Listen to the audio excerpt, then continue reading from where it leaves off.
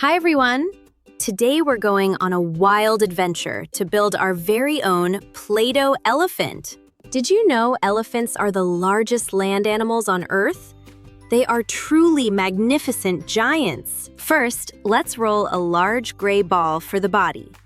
Make it nice and smooth and round. Elephants use their trunks for breathing, smelling, and even as a straw to drink water. Now, roll a long piece for the trunk and curve it upwards. It's starting to look like an elephant already. Those big ears aren't just for hearing. They help elephants stay cool in the hot sun. Flatten 2 circles for the ears and gently press them on. Look at those big floppy ears. Add tiny white tusks and 2 little black eyes to bring your new friend to life. Ta-da! Look at this amazing Play-Doh elephant! You did a fantastic job crafting today. Keep crafting and stay creative. See you in the next Play-Doh adventure.